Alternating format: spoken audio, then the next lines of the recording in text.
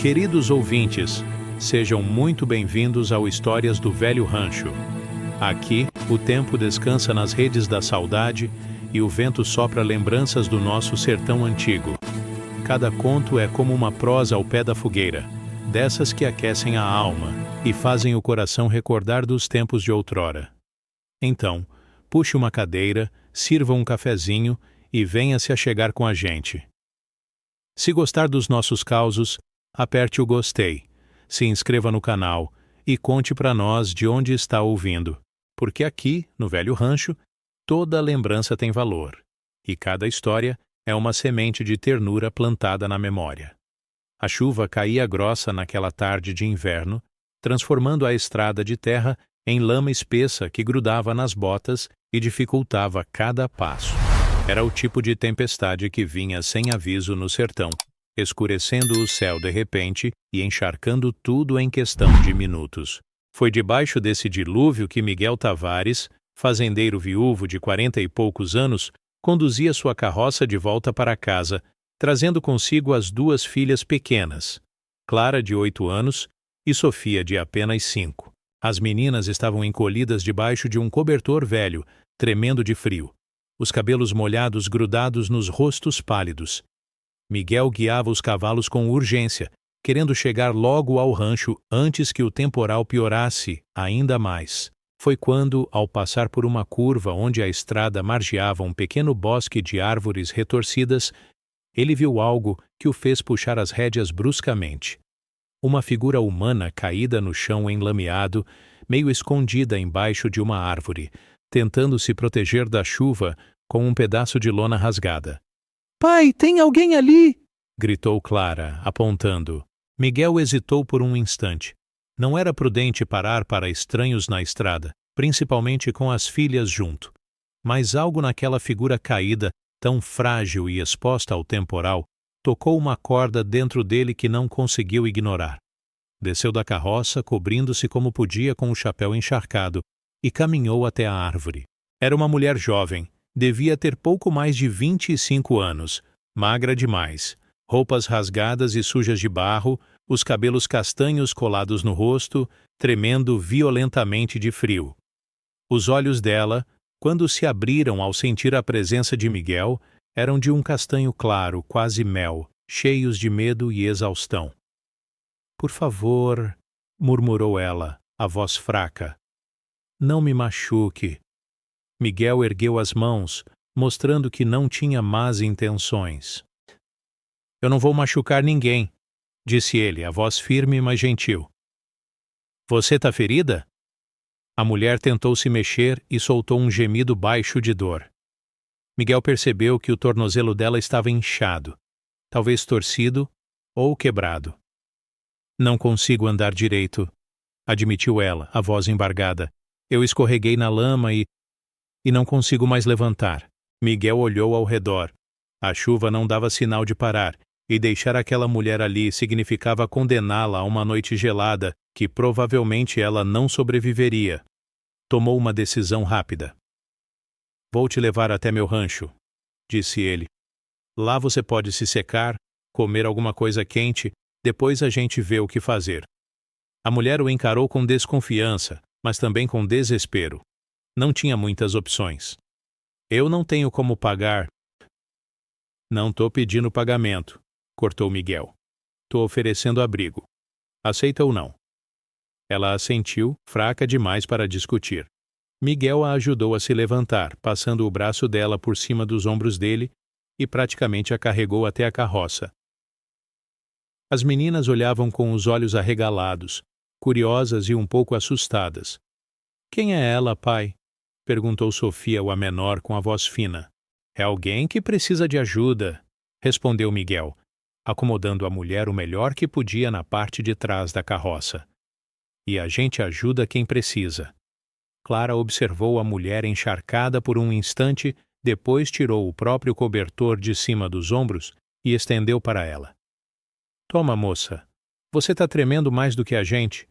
A mulher aceitou o cobertor com os olhos marejados, surpresa com o gesto. Obrigada. Menina, meu nome é Clara, e essa é minha irmã, Sofia. Eu sou... A mulher hesitou, como se até dizer o próprio nome fosse difícil. Eu sou Helena. A viagem até o rancho levou mais meia hora, com a chuva martelando sem dó. Quando finalmente chegaram, o lugar se revelou simples, mas sólido. Uma casa de madeira e pedra, telhado de telhas vermelhas, um curral ao lado, algumas galinhas correndo em busca de abrigo e uma pequena horta protegida por cercas baixas. Não era grande coisa, mas era um lar. Miguel ajudou Helena a entrar, praticamente carregando-a até a cozinha, onde o fogão a lenha ainda guardava brasas mornas do café da manhã. Acendeu o fogo rapidamente, colocou água para ferver e foi buscar toalhas secas enquanto as meninas tiravam as roupas molhadas e se trocavam nos quartos. Helena sentou-se numa cadeira de madeira perto do fogão, tremendo mesmo debaixo do cobertor, o tornozelo latejando de dor. Observou ao redor. A cozinha era limpa, mas desorganizada. Pratos empilhados de qualquer jeito, panelas enferrujadas nas prateleiras, chão varrido, mas sem brilho. Era a casa de um homem que tentava cuidar de tudo sozinho e claramente não dava conta. Miguel voltou com roupas secas, uma camisa grande dele e uma calça velha amarrada com barbante. Não é elegante, mas pelo menos está seco, disse ele entregando as roupas.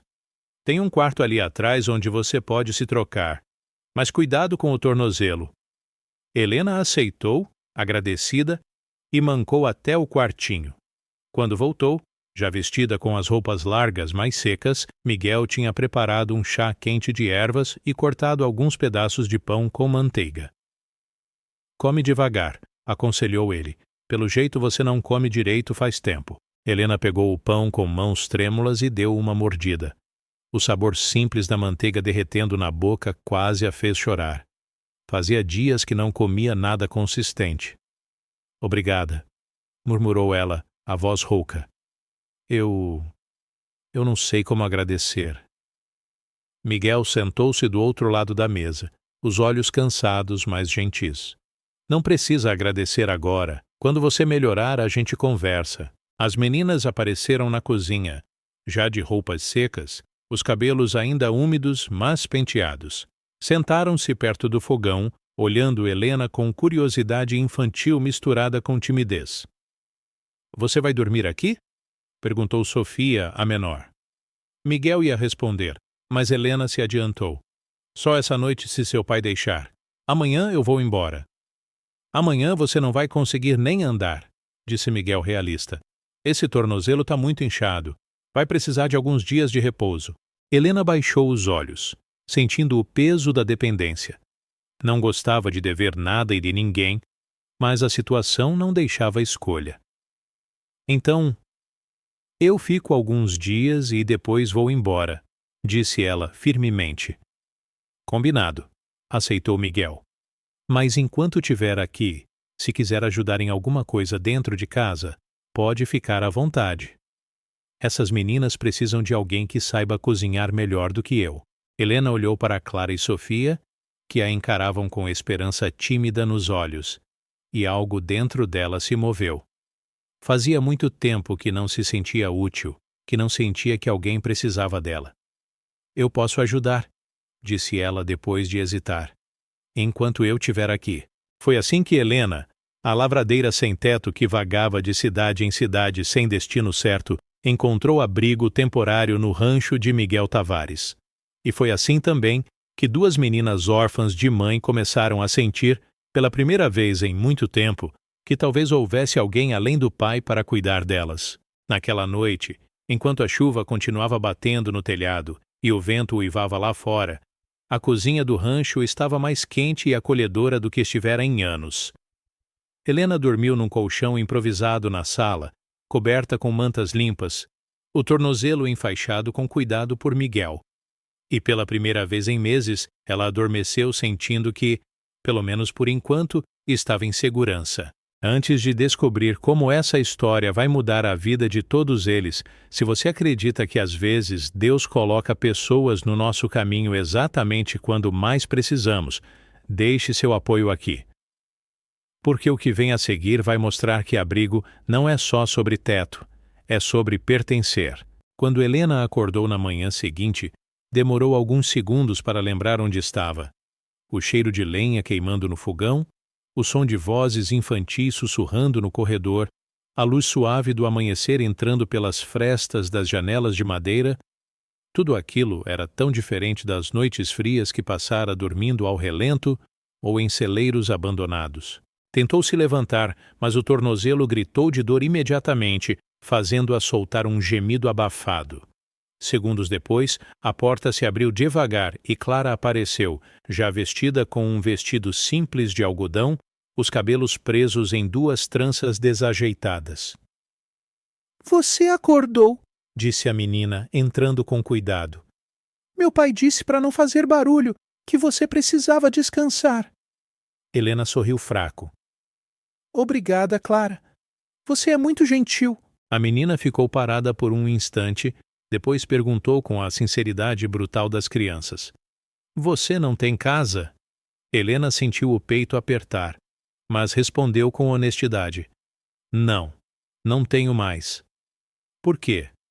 Porque às vezes a vida tira as coisas da gente, e a gente tem que aprender a viver sem. Clara pensou nisso por um momento. Depois sentou-se na beirada do colchão. Minha mãe também foi tirada da gente, disse ela, a voz baixa. Ela ficou doente e não melhorou.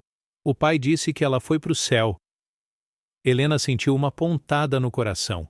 Estendeu a mão e tocou levemente a mão pequena de Clara. Sinto muito, querida. Você tem filhos? Perguntou Clara. Helena balançou a cabeça, os olhos marejando um pouco. Não, nunca tive. Então você pode cuidar da gente enquanto estiver aqui, sugeriu Clara com a lógica simples de criança. Porque meu pai não sabe fazer trança direito, e a comida dele queima às vezes. Helena deixou escapar uma risada pequena, apesar da tristeza. Tá bem, eu cuido de vocês enquanto eu estiver aqui. Os dias seguintes foram de adaptação estranha, mas necessária. Miguel saía cedo para cuidar do gado, consertar cercas, arar a terra para o plantio que viria com a estação. As meninas ficavam em casa. E Helena, mesmo com o tornozelo ainda machucado, começou a fazer o que podia sentada. Descascar legumes, remendar roupas rasgadas, ensinar Sofia a contar feijões enquanto os separava para o cozimento. Aos poucos, a casa começou a mudar. A cozinha, antes apenas funcional, ganhou organização. Panelas brilhando nas prateleiras, temperos em potinhos de barro, toalha limpa na mesa. Helena não tinha muito, mas sabia transformar pouco em suficiente. Fazia sopas grossas com ossos que Miguel trazia do açougue da vila, pães simples, mas macios, chás de ervas que colhia no quintal. Miguel percebia as mudanças, mas não comentava muito. Era homem de poucas palavras, acostumado a guardar sentimentos para si. Mas à noite, quando se sentava à mesa e via as filhas comendo com apetite, rindo de algo que Helena contara, sentia um alívio que não sabia nomear. Certa tarde, enquanto Helena penteava os cabelos de Sofia no quintal, a menina perguntou de repente: Helena, você vai ficar para sempre? Helena parou de pentear por um instante, sem saber o que responder. Não sei, Sofia. Depende. Depende do quê? De muitas coisas. Do seu pai, de vocês, de mim. Sofia virou-se para encará-la, os olhos grandes e sérios. Eu quero que você fique. Você é legal. E você não grita com a gente. Helena sentiu o peito apertar novamente. Abaixou-se, mesmo com o tornozelo ainda dolorido, e olhou nos olhos da menina. Eu gosto de vocês também, disse sincera. Mas às vezes as coisas não dependem só do que a gente quer. Por que não? Helena suspirou, sorrindo triste. Porque o mundo dos adultos é mais complicado, pequena. Naquela noite, depois que as meninas foram dormir, Miguel e Helena conversaram pela primeira vez com mais profundidade. Ele estava consertando uma bota perto do fogão e ela remendava uma camisa rasgada dele. As meninas estão muito apegadas a você? Comentou Miguel sem tirar os olhos da bota. Eu sei, respondeu Helena calmamente. E eu a elas também. Isso é bom, mas também preocupa. Helena ergueu os olhos. Por quê? Miguel hesitou, escolhendo as palavras. Porque eu não quero que elas sofram de novo quando você for embora. Helena baixou a agulha, o coração apertado. Eu nunca quis causar problema, mas você tem razão. Talvez seja melhor eu ir embora logo. Miguel balançou a cabeça. Não disse isso, só disse que se você for ficar, é melhor que seja de verdade. Não só até o tornozelo sarar. Helena o encarou tentando entender o que ele estava propondo. O que você está querendo dizer? Miguel finalmente largou a bota e olhou para ela, direto nos olhos. Tô dizendo que, se você quiser, pode ficar aqui. De verdade. Ajudando com as meninas, com a casa. Eu pago o que puder, não é muito, mas é honesto. Como empregada? Perguntou Helena, sem tom de ofensa, apenas tentando entender. Como alguém da família, respondeu Miguel hesitante. Alguém que cuida e é cuidada de volta. Helena ficou em silêncio por um longo tempo. Então, perguntou baixo. Por que você está fazendo isso? Miguel respirou fundo. Porque essas meninas precisam de alguém além de mim e porque eu acho que você também precisa de um lugar para chamar de seu. As palavras atingiram Helena em cheio. Ela sentiu os olhos arderem. E se eu não conseguir? E se eu não for boa o suficiente? Ninguém é bom o suficiente no começo, respondeu Miguel com uma sabedoria simples. Mas a gente aprende. Helena olhou ao redor daquela cozinha simples, sentiu o calor do fogão, ouviu o sono tranquilo das meninas no quarto ao lado. E pela primeira vez em anos, permitiu-se imaginar que talvez houvesse um lugar para ela no mundo. Eu fico, disse ela finalmente. Mas com uma condição. Qual? Que você me deixe trabalhar de verdade. Não quero ser peso para ninguém. Miguel assentiu, um meio sorriso aparecendo no canto dos lábios. Combinado. E foi assim que Helena deixou de ser apenas uma lavradeira sem teto que dormia ao relento, e passou a ser parte daquele rancho, daquela família quebrada que tentava se recompor aos pedaços. As semanas foram passando e o rancho ganhou vida nova. Helena, com o tornozelo finalmente curado, trabalhava de sol a sol, cozinhava, limpava, cuidava da horta, ensinava as meninas a ler usando uma velha cartilha que Miguel guardara da infância. As meninas floresciam sob seus cuidados. Clara ficou mais comunicativa. Sofia perdeu o medo de dormir sozinha. Ambas começaram a chamar Helena de tia, naturalmente, sem que ninguém pedisse. Miguel observava tudo com gratidão silenciosa. A casa, que por tanto tempo fora apenas um lugar onde ele e as filhas sobreviviam, voltara a ser um lar. Mas com essa mudança vinha também algo que ele não esperava. Sentimentos que há muito tempo não permitia sentir. Ele percebeu pela primeira vez quando, certa manhã, viu Helena cantarolando baixinho enquanto estendia a roupa no varal, o sol da manhã iluminando os cabelos castanhos dela, o rosto sereno e bonito de um jeito simples. Seu coração deu um pulo estranho, e ele desviou o olhar rapidamente, sentindo-se culpado. Isso não é certo, murmurou para si mesmo. Eu não posso, mas os sentimentos não obedecem razão. E quanto mais tempo passava perto de Helena, mais Miguel percebia que ela não era apenas alguém que ajudava com as meninas. Era alguém que trazia luz onde antes só havia sombra. Helena, por sua vez, também sentia algo mudando dentro dela. No começo, via Miguel apenas como o homem generoso que a salvara da morte certa naquela estrada enlameada. Mas aos poucos, começou a reparar nos detalhes, na forma cuidadosa como ele tratava as filhas, na paciência com que consertava coisas quebradas, no jeito respeitoso como sempre batia na porta antes de entrar em qualquer cômodo onde ela estivesse. Uma noite, enquanto preparavam juntos a ceia, ele cortando carne, ela fazendo o refogado, houve um momento de silêncio confortável. Então Miguel falou. Você nunca contou direito como acabou na estrada daquele jeito. Helena parou de mexer a panela por um instante, o passado voltando à mente como fantasma indesejado. Eu trabalhava numa fazenda grande, longe daqui. Começou ela devagar. Era lavradeira, plantava, colhia, cuidava da terra. O dono era homem duro, mas eu fazia meu trabalho direito, então ele me deixava em paz. E o que aconteceu? Helena respirou fundo.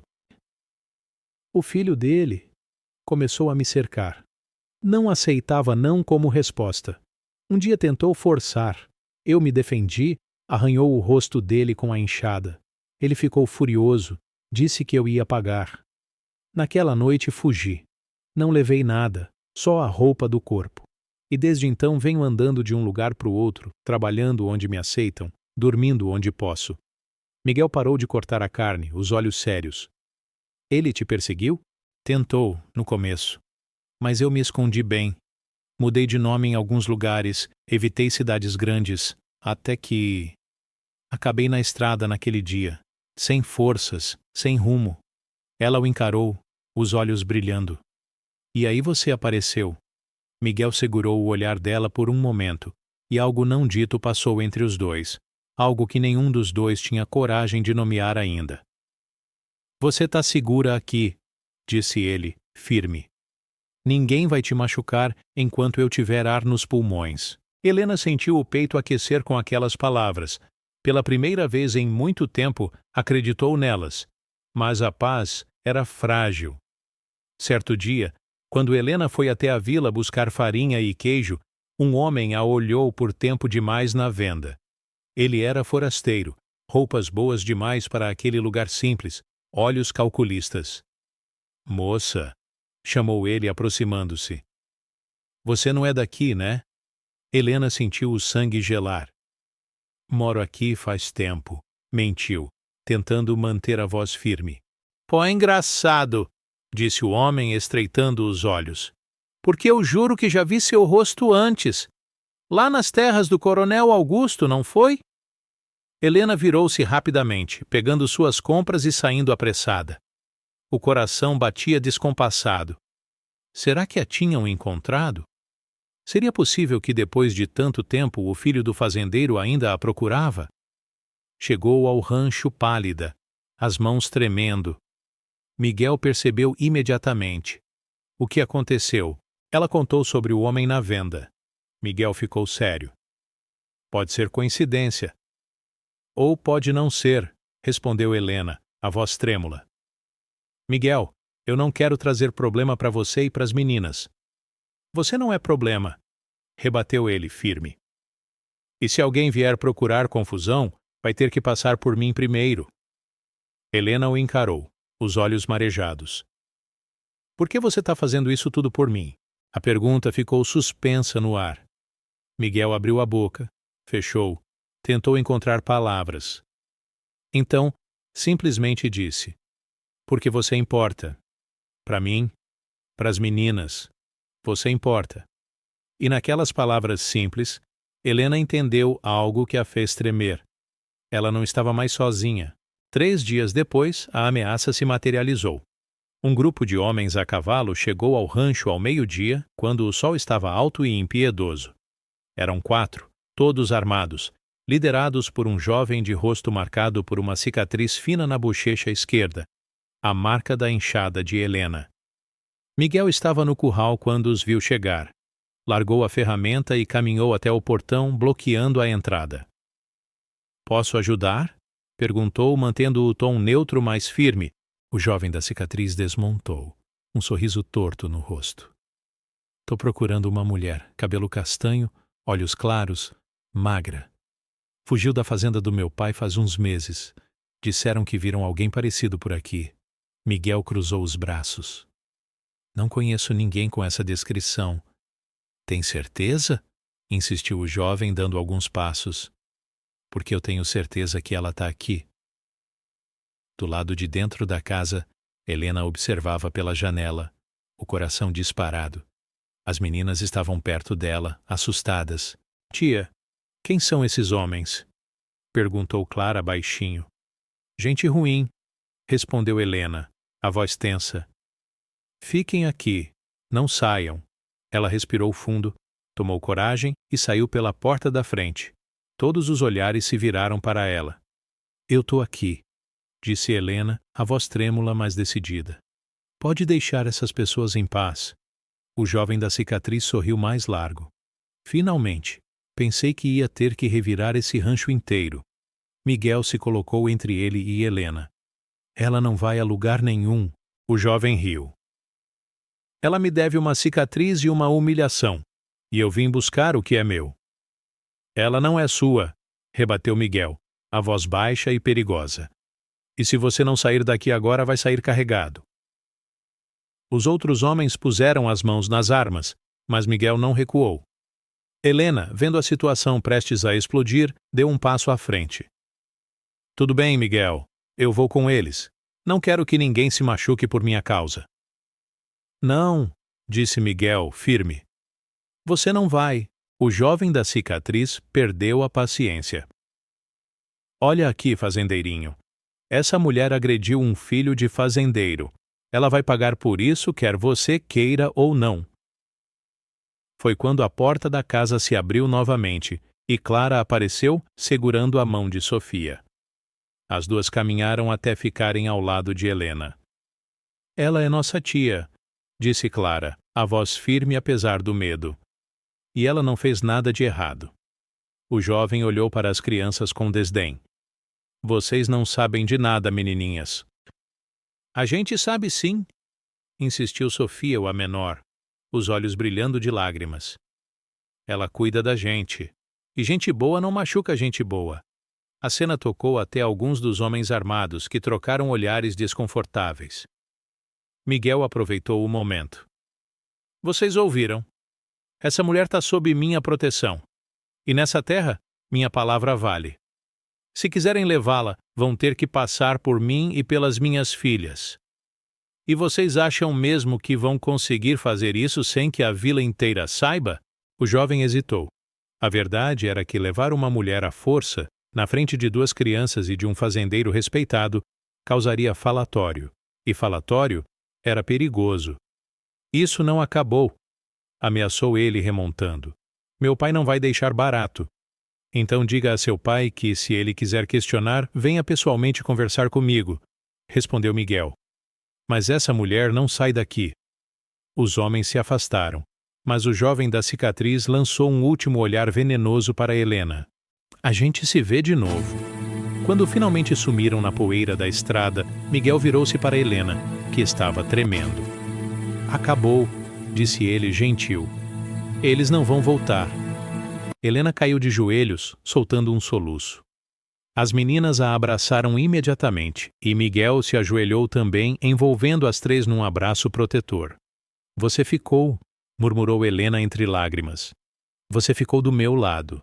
Sempre vou ficar, respondeu Miguel, e naquele momento ambos souberam que o que havia entre eles ia muito além de gratidão ou conveniência. Os meses que se seguiram trouxeram mudanças profundas. O fazendeiro cuja propriedade Helena fugira nunca voltou a procurá-la, talvez por vergonha, talvez porque percebera que o filho estava errado, mas a paz voltou ao rancho e com ela algo ainda mais precioso, a certeza de pertencimento. Helena e Miguel não falaram abertamente sobre o que sentiam por muito tempo. Eram ambos pessoas marcadas por perdas, acostumadas a proteger o coração, mas os gestos falavam mais alto. A forma como ele sempre trazia flores do campo para ela, a forma como ela remendava as roupas dele com capricho extra, o jeito como os olhos dos dois se encontravam e demoravam alguns segundos a mais do que o necessário. Foi Clara quem, com a franqueza das crianças, colocou a questão na mesa. Pai, você gosta da tia Helena, não gosta? Miguel quase engasgou com o café. Bem, ela é uma boa pessoa. Não, pai, insistiu Clara revirando os olhos. Gosta de verdade, do jeito que você gostava da mãe.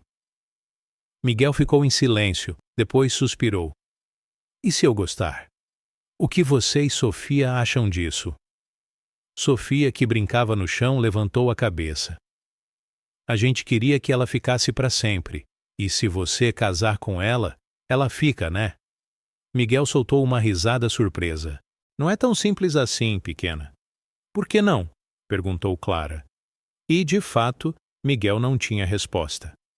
Naquela noite, enquanto Helena costurava a luz do lampião, Miguel se aproximou nervoso.